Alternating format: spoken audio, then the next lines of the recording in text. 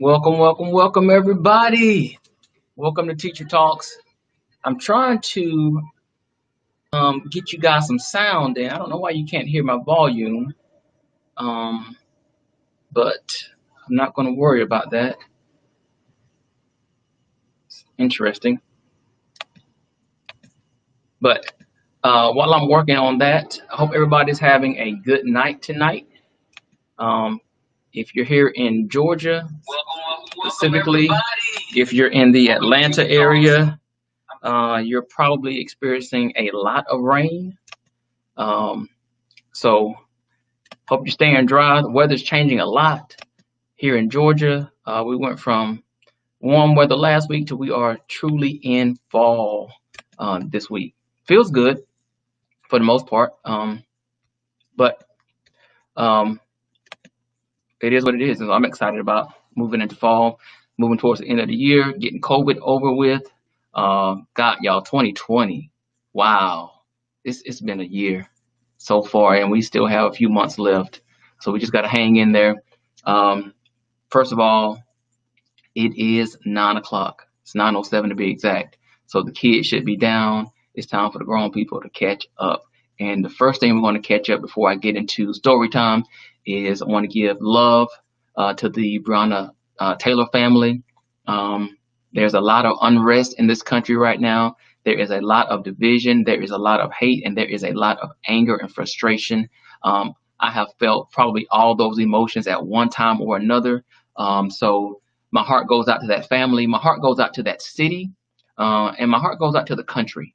So for everybody that is a Christian or you have a faith that you believe in, continue to pray for this country.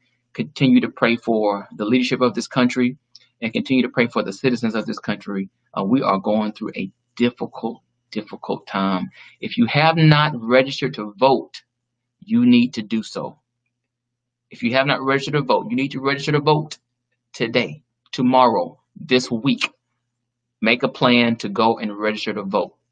And if you haven't done the census yet, people, do your census. Just fill it out. They're not coming knock on your door to see what you got in there, okay? Complete the census. It's important. We need to know where services are needed so that we can make sure everybody has appropriate accommodation. So just go complete the census, please. Um, Now, teacher tale. So this is something I've been thinking about for a long time. I haven't done it yet, but I think it's going to be cool. For all of my teachers out there, if you're a teacher, give me a thumbs up. Tell me hello. If you're on YouTube, make sure you hit that like button with the thumbs up, comment, subscribe, and then share this with somebody. You got a lot of teachers at home. They've been on a computer all day, so they would love to be on a computer to watch something that's fun and engaging for 30 minutes to kind of get whatever happened during their school day out of their head. So share this with somebody. I'm sure they want to see it. If you're on Facebook, get in the comments. I'm watching Facebook now, so if you comment, I can see what you're commenting. Letitia Lewis, I see you on Facebook. Hello, my friend.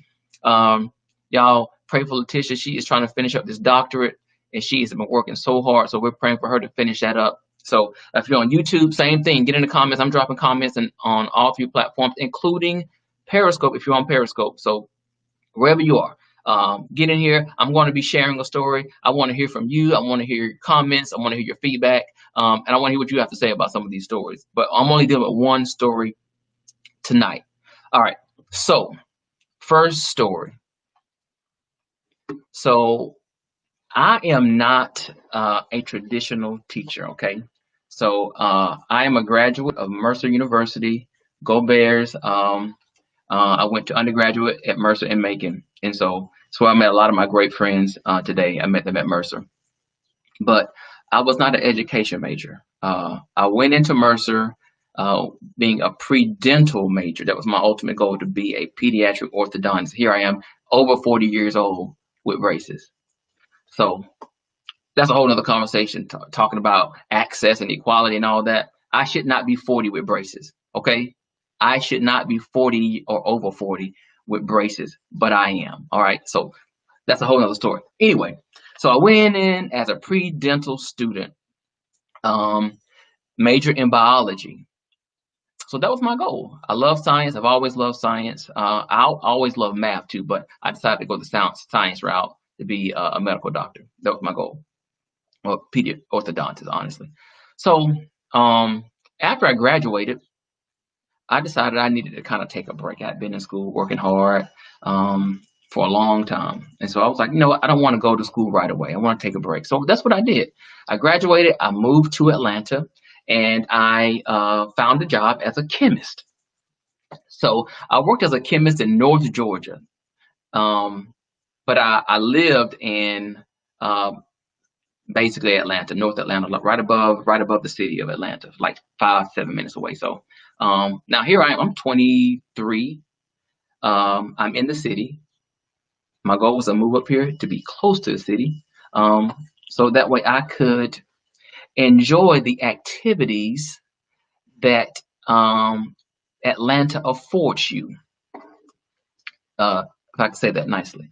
So I'm a country boy, not so much country, but from a small town. Went to Macon. It's very urban, but not a whole lot there. And so I wanted to move to the city and get some new experiences and spend my newly found middle class money in ways that I had not spent before because I didn't have it, but I have a college degree. And you can only imagine the kind of money I was making as a chemist. Pretty good money, right? So I moved up here, thoroughly enjoyed myself. Thoroughly enjoyed myself. Um, I put that good middle class money to use, people. Let me tell you, I put that money to use. I was traveling, I was going. The airport was not far away, so I was really enjoying myself. And um, after about a year, the economy wasn't that great. So my company downsized. So who do you think was downsized? Me. So now I don't have that good old middle class money anymore.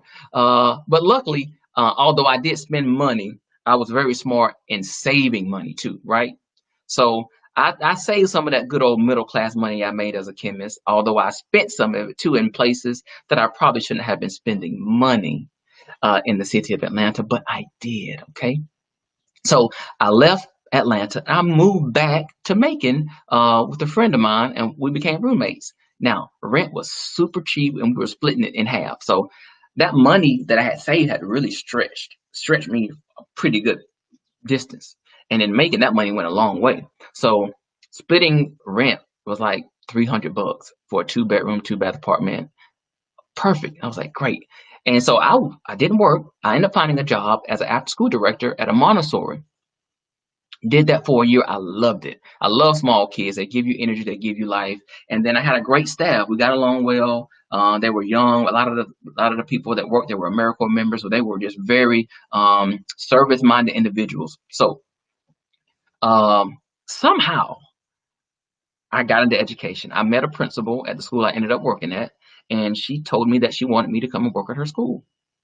I gave her a little bit of background about myself, who I was, what I majored in, blah blah blah blah. She was like, "Perfect. I need you to come work for me."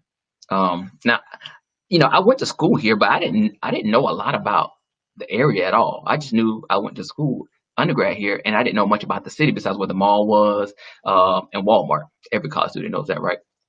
So I was like, I don't know. I kind of thought about teaching at one point, but now it's like, it's not the money's not there. I was more focused. Of course, I'm 22 when I'm getting ready to get out. I'm focused on making money, money, money, money, money, money, money, money.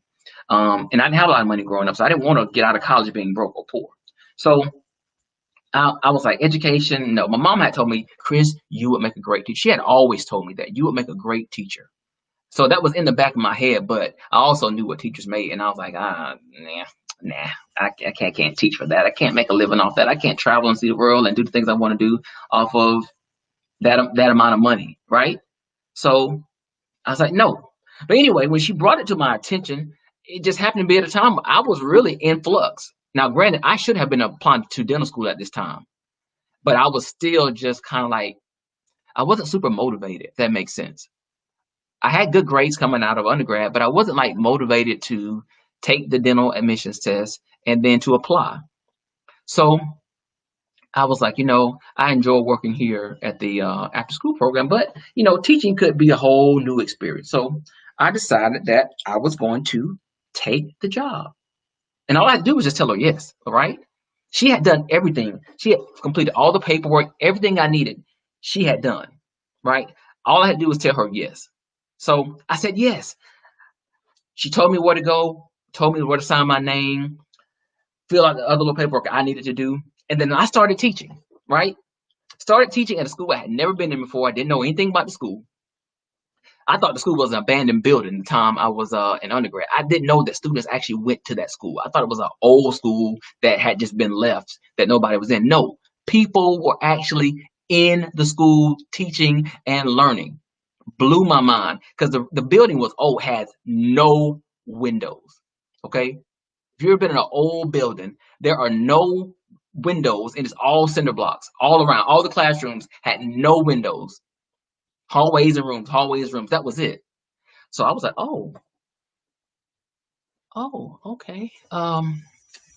This looks like a very conducive learning environment for students. But I was like, you know what? I'm here. I'm gonna make it work. I'm gonna make it work. So now let's backtrack. So I come back to the city where I went to undergrad. So all of my college students in here, no matter where you went to college, who had college night on Thursdays when you were in undergrad? Somebody, give me thumbs up, high five, something. Yes, give me a comment.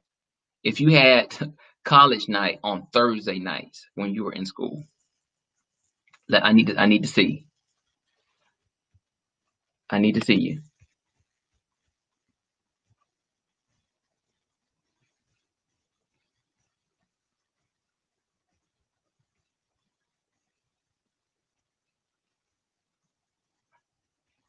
So I did. Okay. It's very interesting. So when I moved back um to this same city, I was like kind of in the same mindset, if you know what I mean. So Thursdays were like my night to go out. And um probably should not have been my night to go out, considering I was working now and I needed to get up and I needed to go to work in the morning and I needed to be around kids in the morning.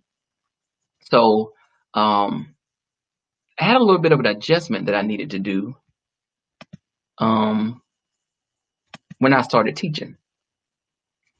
So things were going well in the beginning. I was still able to go to work. I was able to go out on Thursdays with my friends. Still had a lot of friends that were still living in the city.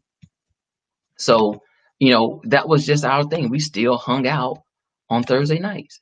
And but I got a little too comfortable and I started I started staying out later and later, right? So I was like, I'll go out. I'll be home by 12. I'll be home by 12. And so then I went from like 12. The parties were getting a little bit better. I would stay out to like 1. Then I went to 2. Now, mind you, I needed to get up at like 6. School started at 7:30 for the kids, so I needed to be at work by like 7:15 at the latest. So, um, yeah. So the later I stayed out, when I got up in the morning, I was not like at my best at all, right? So hold on really quick. Let me upload. Let me reload this again.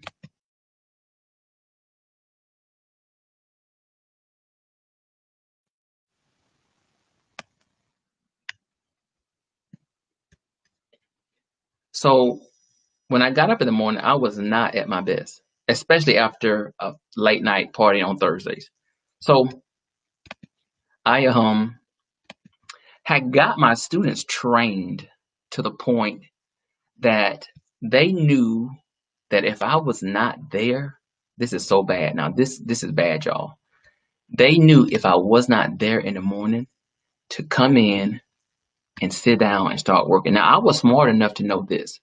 I would always have my assignment already on the board when I left on Wednesday. The assignment, the handouts were up front on a table, and what they needed to do was going to be up there as well. And I had trained them so well that they knew that when they came in, just to get their work and start working. Now, they didn't know sometimes I was like literally getting out of the bed from a late night partying.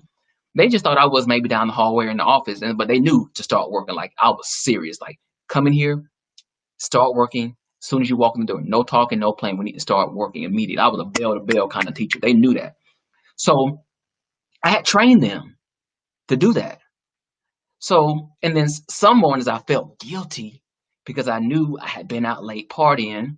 I'm 24 now, still partying with my friends, and I'm coming in to work trying to teach kids. And so what I would do, because I had guilt in my heart, y'all, I was devastated. It's just on my conscience. I couldn't bear it.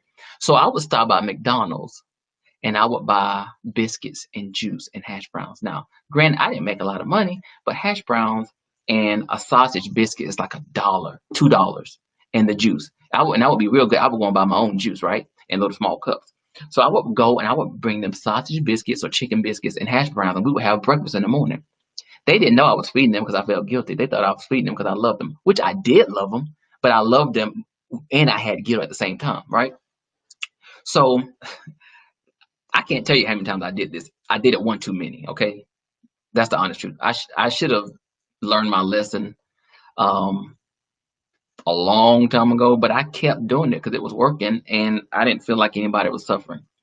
But one day I did it again. I went out on Thursday night and got up, stayed out till like 3 o'clock, and got up, stopped by McDonald's because I was running late, got breakfast for my students, and I came in the building. So, and I always would come through the back door because this old building had like 10 entrances, so you can really come in anywhere you want to. So I would come in. Well, I came in, entered my room as normal. My students were all sitting down. They were all working. The room was quiet. You would have thought I was in the classroom, but I wasn't. But they knew the routine, right? So I came in, they were quiet, they were working. I had the breakfast in my hand. They was like, good morning, good morning. I was like, good morning, y'all. Y'all doing a great job. So proud of y'all. Y'all always know to come in and you guys get right to work just like I asked you to do. I really appreciate you for doing that. So I brought you breakfast. So they ate the breakfast. I started teaching or going over whatever assignment they were doing. Had a great period. Great period, right? So the day goes on as normal. Second period comes in, third period. I'm just having a wonderful day, even though I woke up at 7:20 when I needed to be to work at 7:30. Whatever. I'm there. Kids are learning. We're having a great day. So this is around lunchtime. I'm in the cafeteria getting every teacher knows I was in the cafeteria at a high school. I was getting my sweet tea, right? So I was getting my sweet tea, and I ran into my principal. And I love my principal. She's a very sweet person. Still to this day, very sweet. Very, very sweet. So I run into her and I was like, good morning or good afternoon by this point. And she was like, hey, Chris, how's it going? I'm like, things are going great. How are you doing today? She was like, things are going well. I was like, excellent. She was like, I had the most interesting thing happen this morning. Really? Well, what happened this morning? She says, well, I was doing my rounds in the building and just kind of walking up and down the hallways, checking on the students, seeing if teachers needed anything. And this was after the bell had rang, so all the students were in the classroom. And I got to your room; it was so quiet in the room, and so I opened the door, and I saw the kids sitting down working so quietly. And they greeted me, and I greeted them, and I was looking for you, and they said, "Well, Mr. Holmes, he had to step out for a minute." I'm like, my kids are wonderful, man. They even have my back. Now I've never told him to lie for me, but they were just like, wherever he is, he's just not here. He stepped out for a minute.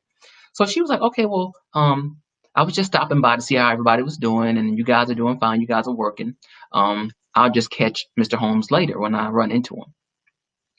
And she says, isn't that the oddest thing? How you can leave the room and your students are just sitting and working so quietly? And I said, My students are amazing.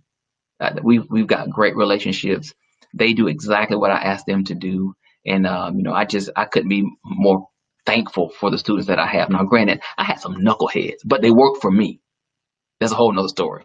I had some knuckleheads, y'all, but they were good students to me. Now, they weren't good other places they went, but when they came in my room, we had a very good time.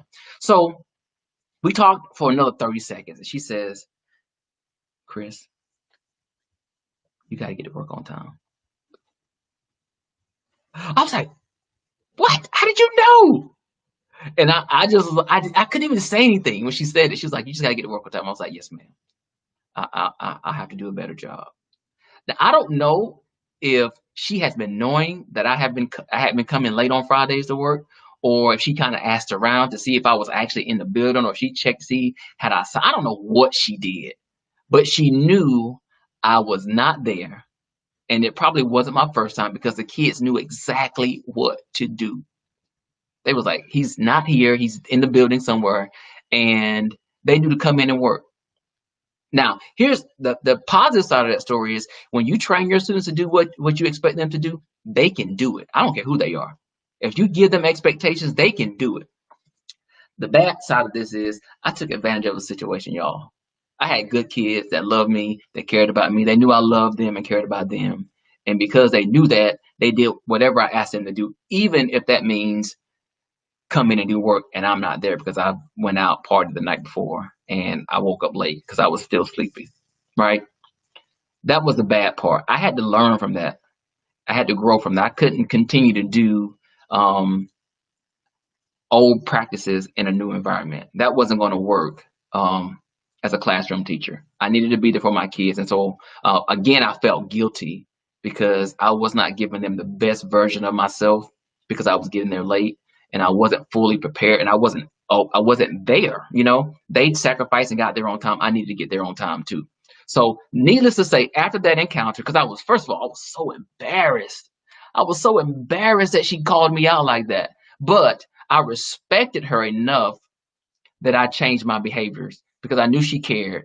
And for leaders, let me say this: you got a good teacher, and they're doing a couple of things. She taught me a valuable lesson, and that is to give people grace and to be flexible. She knew I was young, and she knew I had some areas that I needed to grow in. I had just started teaching my first year. I was new to the game, and so I wasn't comfortable yet with the level of responsibility that is required when you become a teacher and you have students in front of you daily, right? Every day. And so I had to do some adjustments with that. But from a leadership perspective, she taught me some valuable lessons. And two of those lessons were you have to demonstrate grace to people and you have to be flexible. Because I think she felt at that time it was more of her responsibility to help me grow as a professional and not to demean me or even punish me. She didn't even punish me.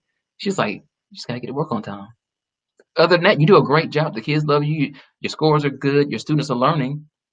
You just got to get your butt up in the morning and come to work, especially on Friday. Now, she didn't know what I was doing on. I don't know. It was a small town. Maybe somebody saw me out at the club and came back and told her, like, oh, one of your teachers is in the club every Thursday night. And she just didn't say anything until she was like, let me just run by his room on Friday, see how he's doing. So who knows? I don't know how she knew, but it is a small town, so somebody may have seen me out. She may knew people that were went to college there or they were still in school there. I don't know, but I learned a lesson, and I never did that again. I stopped going out on Thursday nights. I really did. Now that didn't mean I didn't go out on Saturday, but I didn't work on Sunday, right? I just was late for church. But I was not going out on Thursday nights anymore. Now, but I still did continue to bring my students breakfast because I did appreciate them, right? I love my kids, so me spending $20 for 20 chicken biscuits and hash browns was worth it because I worked my kids to death. Like we worked bell to bell, and I'm not talking about like lazy work. Like they worked, they worked hard, and I knew they worked hard. So I always rewarded them with chicken biscuits. I never stopped that. I mean, to the point I was bringing more stuff to class after that. Like we were having like full out breakfasts in the morning sometimes. Like if you're in the South, grits and cheese and eggs. Like we were eating, and they were eating good. All right. So I rewarded them for their hard work, but I had to stop going to the club, y'all. That's the story. I was a new teacher and I had to stop going to the club. I just I just had to stop. I was so used to going out on Thursday nights, and I had to stop going out to the club on Thursday nights because I was a new teacher and I was not making it to work on Friday at all. I was late. And so I had to stop those behaviors. So here's a lesson. If you're doing something that is not allowing you to operate at your full potential, I need you to reconsider it. Let me say that again. If you are doing something, behaving in a way that is not allowing you to operate at your full potential, rethink what you're doing. Maximize the space that you're currently in. Don't waste that time being counterproductive. Okay. And I was productive, but I probably could have been more productive, especially in that class, that first period class, because they weren't getting the best version of me. They were getting the half um, sleep, Mr. Holmes, right? And they didn't deserve that. They deserved a fully awakened, prepared Mr. Holmes every day. And I can't say that they got that. But in my other classes, they got it. They got him. He was ready. By the time third period came in, he was ready. He was teaching. He was on fire. But that first period on Fridays, no. So lesson learned. Do things that's going to help you grow. It's going to help you be better. It may not be what you want to do. It may not be the most enjoyable thing to do. But at the end of the day, life is really about change, positive change. And life is about growing as an individual, growing as a person, growing as a professional. And that opportunity helped me to grow in all three of those ways. I grew inside, I grew in my head, and then I grew as a person. I really did. Because I needed to make some changes. I was moving into a new season of my life at that time. Um, and I knew at that point I was in the career that I was going to be in for the rest of my life. I knew I was going to always be a teacher, that I wasn't going to go to do anything else. I loved education. I've always loved education, and I decided to take my mother's words to heart and follow my heart and do what I was called to do, and that was to teach. But I had to get that party animal out of me. Now, that doesn't mean if you see me out now, I probably won't be burning the floor up, right? Because I'm still a party animal on the inside, but you just got to get them outside to see it. But in those professional settings, Monday through Friday, I'm all business. I work hard, but I know when to play hard, right? And that's important. So um, I know that many of you probably have some of the same stories that I have. I mean, young teachers are hilarious, guys. They're funny. So if you are a teacher or if you've been in a new job and you were young, think about that first job that you had and think about how you behaved.